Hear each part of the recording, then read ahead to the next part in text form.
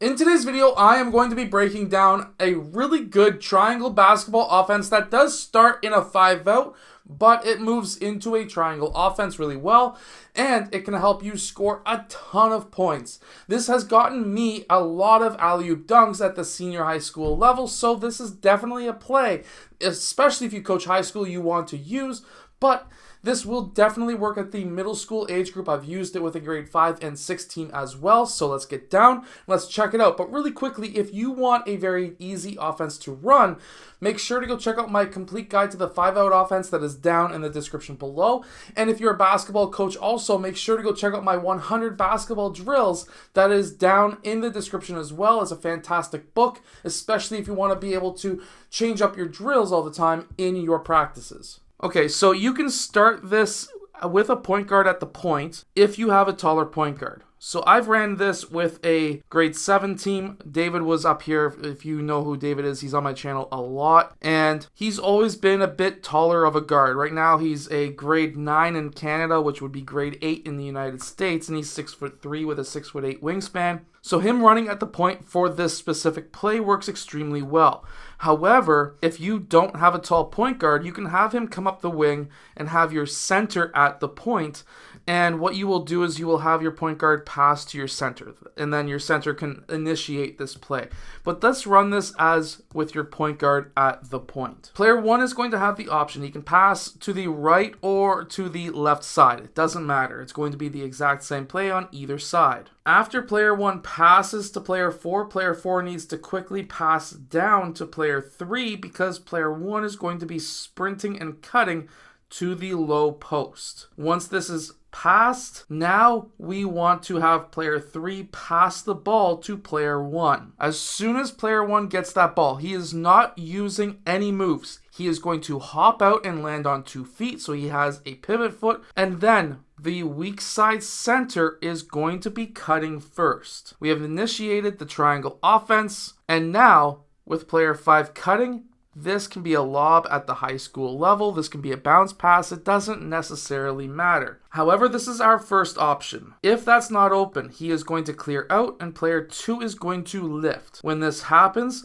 player 4 now cuts from the strong side wing. When he cuts, this can be a bounce pass or it could be a lob. It doesn't necessarily matter, but generally a bounce pass is best and is going to be most likely a reverse layup. If he's open, hit him up. If not, he is going to clear out to the opposite side. At this point, player 1 could take his man one-on-one, but player 5 is going to lift. Player 2 is going to sprint over to the ball side wing. When this happens, now we are going to have either player 1 take his man, or he is going to kick that ball out, and this needs to be a very fast decision, to player 2. When player 2 gets that ball, player 5 needs to sprint to the point, 4 lifts, and 1 goes out to the corner. When this happens, we want the ball to be reversed to player 5, then to player 4. Player 5 is then going to cut, and now we have a center in the low post. This ball is going to be passed over to player 1. Now player 1 is going to do the exact same thing. Pass to player 5, and now the non-ball side wing is going to cut to the basket. If he's open, you can hit him up with a pass. This can be a layup or a dunk. And if he's not, these guys will now lift and cycle out. Strong side cuts. If it's not open, player 3 sprints around. And then player 2 fills the wing. 4 then, of course, fills out. This can be a kick out to player 3. Now, keep in mind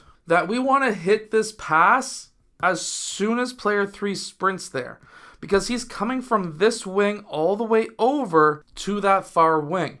He is going to be sprinting, so he will be 100% wide open for that pass.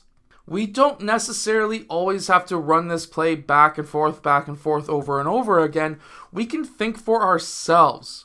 So when that kick-out pass happens, especially if his man is still trying to keep up, we can set that screen early, and now player 3 can get to that rim, because remember, player 1's defender, he's not supposed to help out on this. So now we have a slower defender on player 5 who may switch off, and if that's the case, player 3 should be able to get to the rim.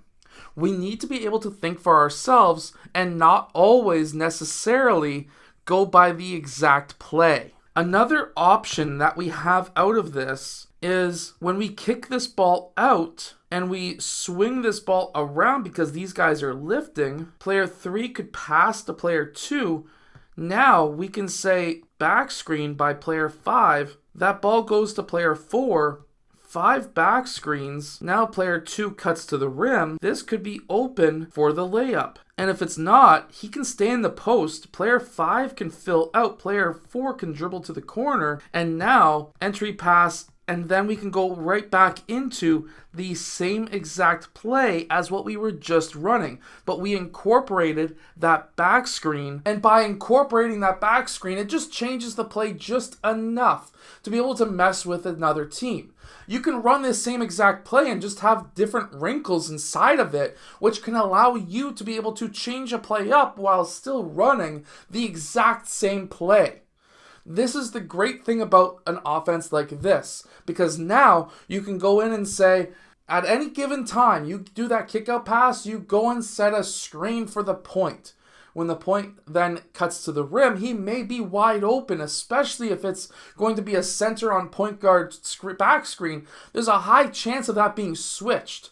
And if it is, now there's a mismatch, 2 mismatches on the court. A big man on a small guy and a small guy on a big guy. That's 2 mismatches.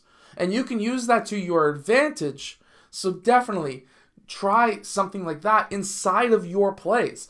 If you're running a motion, like this is a motion triangle / 5-out offense. And when you're running something like this, if you can run with a small little wrinkle every once in a while, you just change one little small thing up, you can really change the whole dynamic of the play, of the whole game, really, because now that team's thinking you're running the same thing. They get into a zone where they're like, hey, this is what's going to happen next, this is what's going to happen next. You've ran this 15 times this game. Well, now, oh, wait, what just happened? Right? So when you can add in just small little things inside of a play and still have the same outcome, you can still run that same motion, you're going to become very deadly. So make sure to go check out my complete guide to the 5-out offense that is down in the description below. Make sure to go check out the 100 basketball drills book that is also down in the description below. And I'll see you guys again in my next video. Hit that like button and subscribe.